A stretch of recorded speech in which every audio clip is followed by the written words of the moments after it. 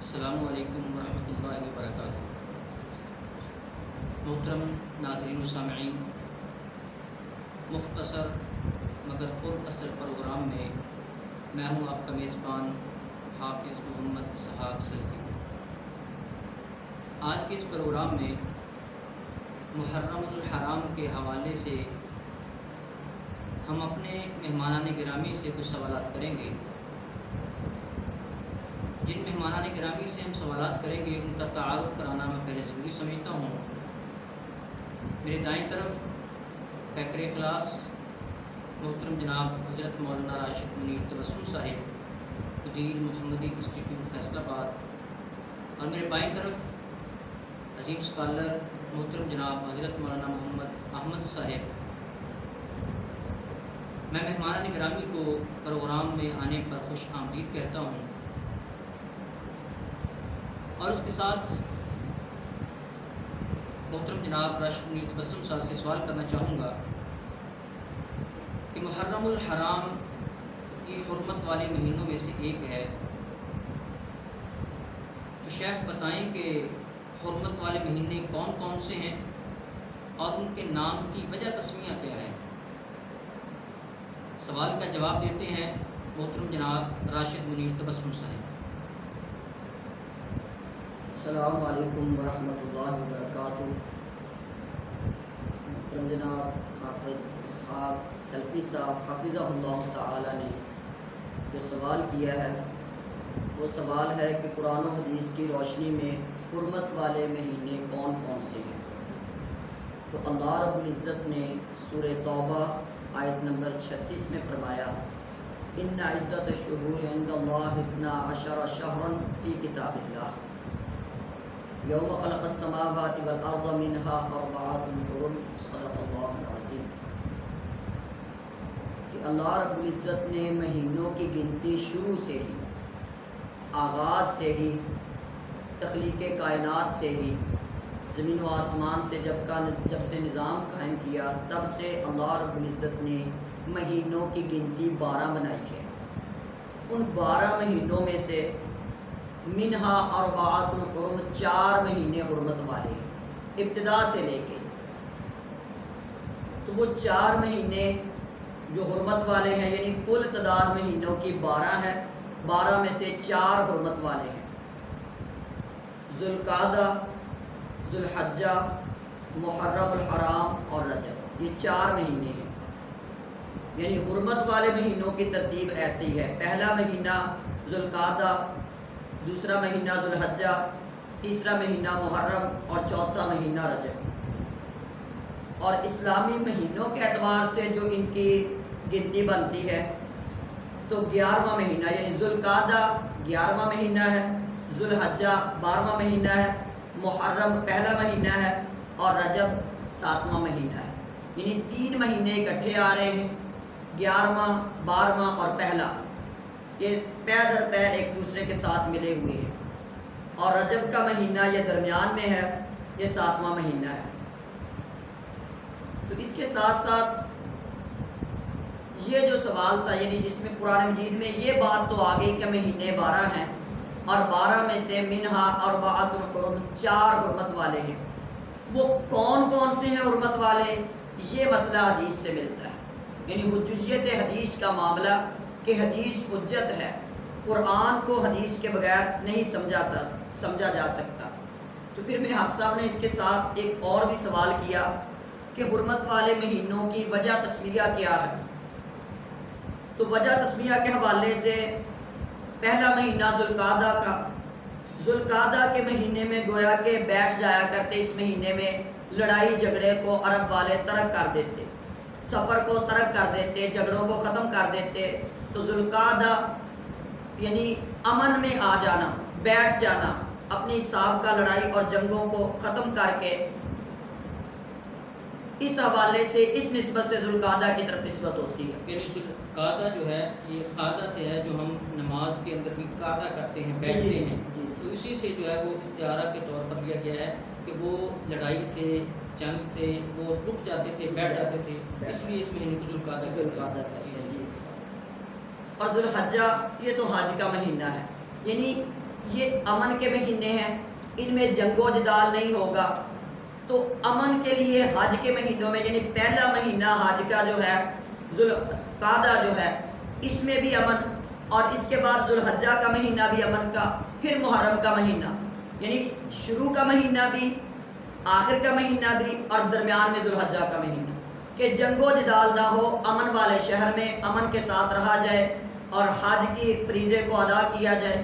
تو اس حوالے سے پھر جو محرم کا مہینہ وہ تو ویسے ہی حرمت سے نکلا ہوا ہے، کہ جس میں اصل اس مہینے کے اندر حرمت کی طرف اشارہ یہ ہے کہ فَلَا تَظْلِمُوا فِيهِنَّ أَنفُسَكُمْ، کہ تم اپنے اوپر ظلم نہ کرو ان مہینوں میں۔ تو ظلم سے مراد گناہ کو چھوڑ دینا، نیکی بڑھا دی جاتی ہے، کہ نیکی بہت بڑھا چڑھا دی جاتی ہے، اور گناہ کو بھی اسی طرح حرمت والے مہینوں میں زیادہ گناہ گار ہوتا ہے بندہ، یعنی جس طرح رمضان المبارک کا مہینہ اہمیت والا ہے، مسجد کی جگہ اہمیت والی ہے، تو اس اہمیت کے اعتبار سے ان مہینوں میں گناہ کرنا زیادہ خطرناک ہے اور زیادہ ترغیب دلائی گئی ہے۔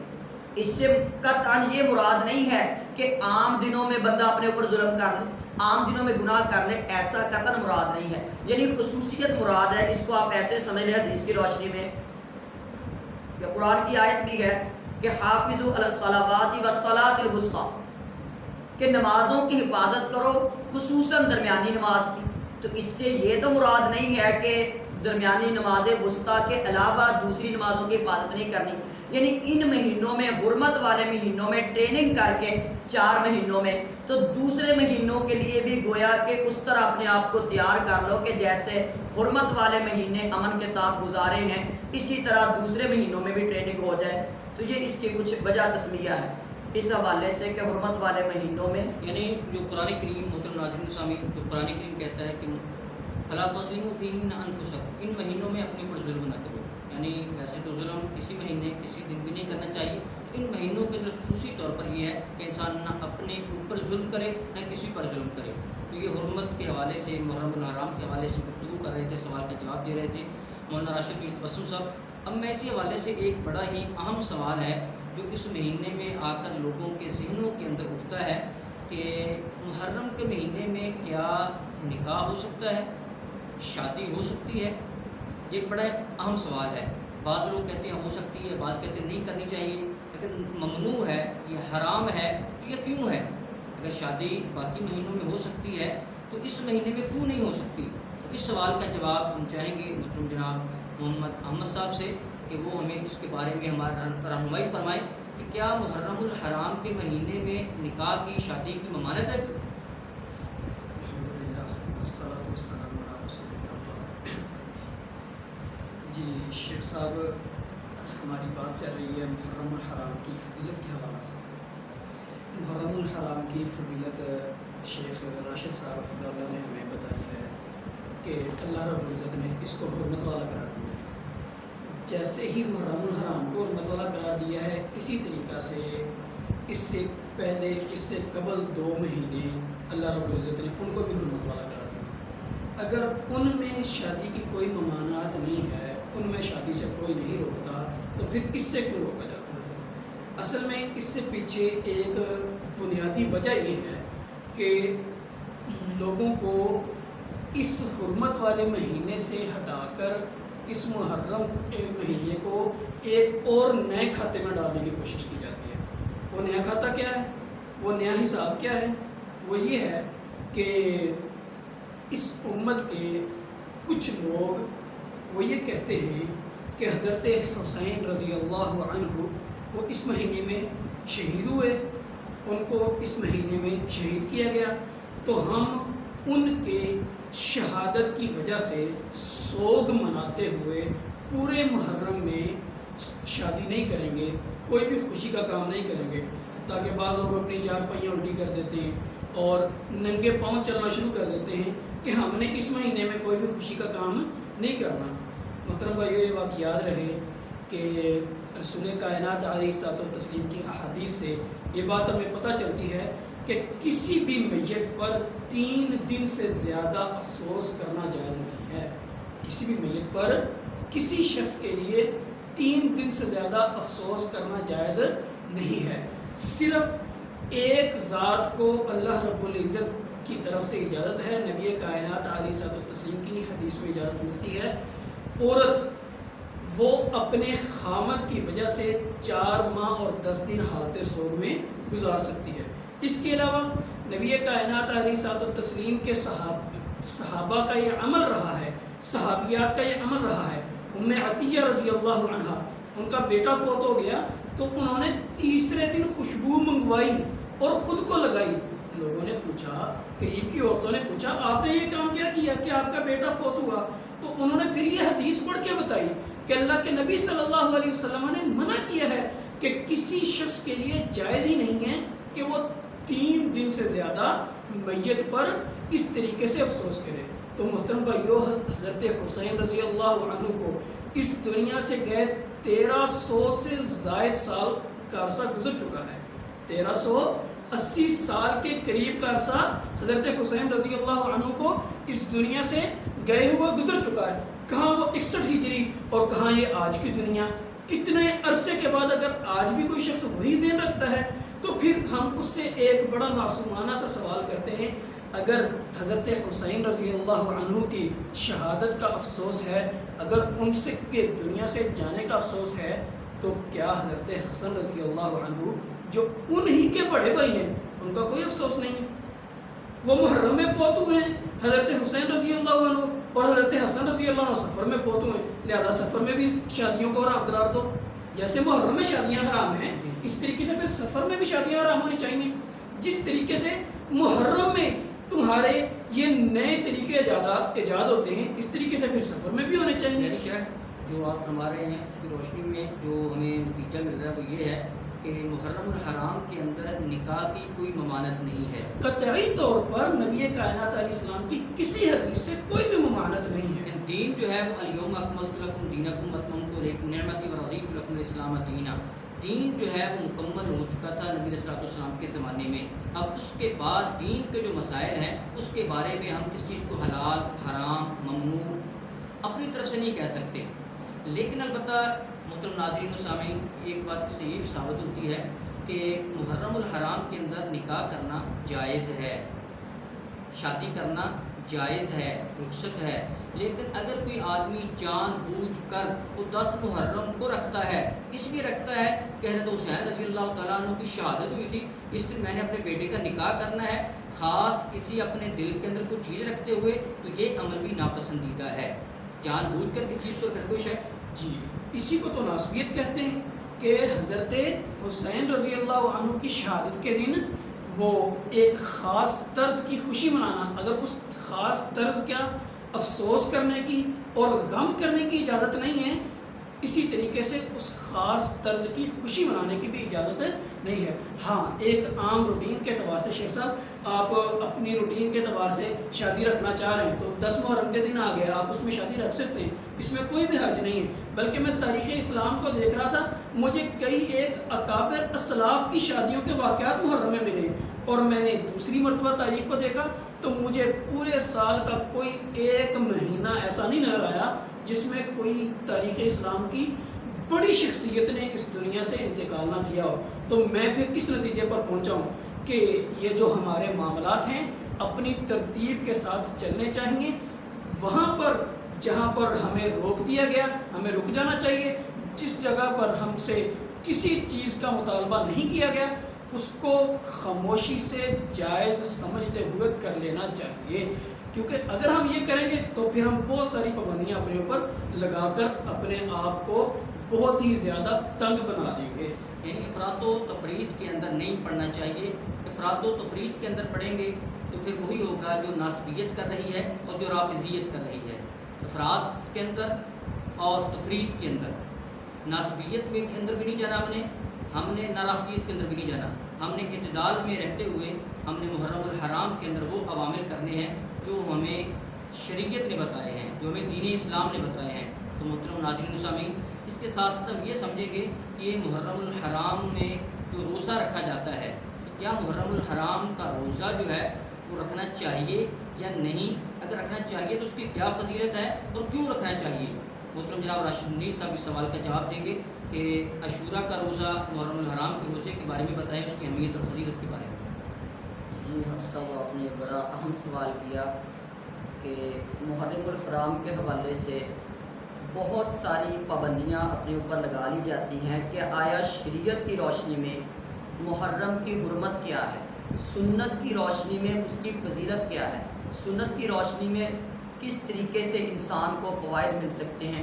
تو اس پر نبی علیہ الصلوۃ والسلام کی حدیث مبارکہ ہے کہ افضل الصیام بعد رمضان شہر اللہ المحرم، کہ رمضان المبارک کے بعد سب سے افضل ترین روزہ اللہ رب العزت کے مہینے محرم کا ہے، شہر اللہ المحرم، کہ محرم کا مہینہ رمضان المبارک کے روزوں کے بعد روزوں کے لیے آئیڈیل ترین مہینہ ہے، یعنی اس میں بہت زیادہ فضیلت ہے۔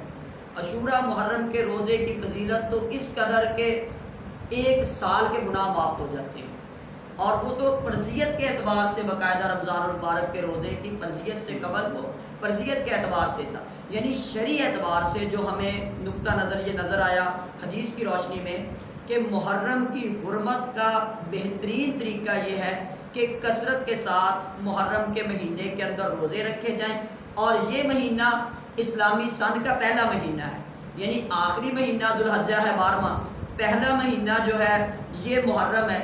تو ان دونوں مہینوں کو اللہ تعالیٰ نے اسلامی سال میں دونوں مہینوں میں آخری بھی اور پہلا بھی حرمت والے مہینے بنایا۔ تو اس میں روتے پیٹتے سوگ مناتے لان تان کرتے کئی طرح کے مسائل کے ساتھ آغاز کرنا کہ جو کام ہم اس مہینے میں کرتے ہیں، جس طرح کہ آپ صاحب حافظ اللہ تعالیٰ کہہ رہے تھے اس میں شادی کے حوالے سے، یعنی جتنی بھی ایسی چیزیں ہیں، سبیلے لگانا، تعزیہ کرنا، ماتم کرنا، سوگ کرنا، مخصوص طریقے سے قبرستان میں جانا، زنجیر جنی کرنا، کوئی بھی ایسا معاملہ جو ہمارے ہاں اب بہت زیادہ رائج ہے، تو اس میں سے قرآن و حدیث کی روشنی میں وہ کوئی نہیں ملتا۔ دین اسلام کی تکمیل تک ان کا کوئی واضح حدیث سے قرآن سے نہیں ملتا۔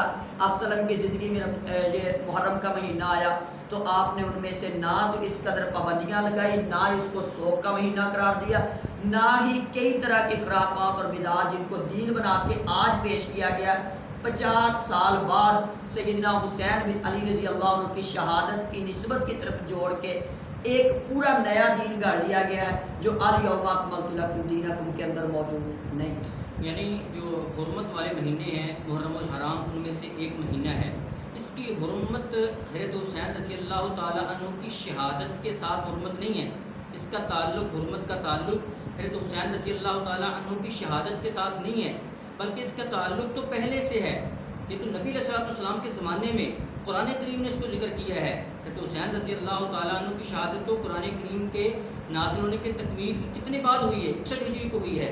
تو گویا کہ ہمارے لیے دین وہ ہے الیوم اکملت لکم دینکم واتممت علیکم نعمتی ورضیت لکم الاسلام دینا۔ اور باقی اس اعتبار سے دیکھیں کہ محرم الحرام، یکم محرم الحرام کو خلیفہ دوم حضرت عمر رضی اللہ تعالیٰ عنہ کی شہادت ہوتی ہے، جو کہ 26 ذوالحج کو زخمی ہوتے ہیں، تاریخ میں اختلاف بھی پایا جاتا ہے، لیکن یکم محرم کو ان کی شہادت ہوتی ہے، دنیا سے رخصت ہوتے ہیں۔ تو حضرت حسین رضی اللہ تعالیٰ عنہ وہ 10 محرم کو شہید ہوتے ہیں۔ محترم ناظرین و سامعین، آج کا ہمارا یہ مختصر مگر پر اثر پروگرام امید ہے کہ آپ کو پسند آیا ہوگا۔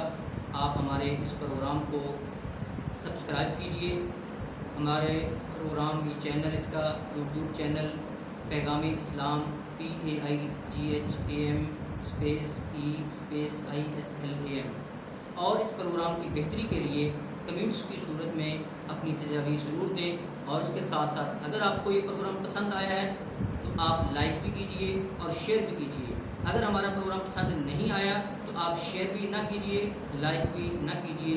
اجازت دیجیے اپنے میزبان کو حافظ محمد اسحاق سلفی۔ شکریہ۔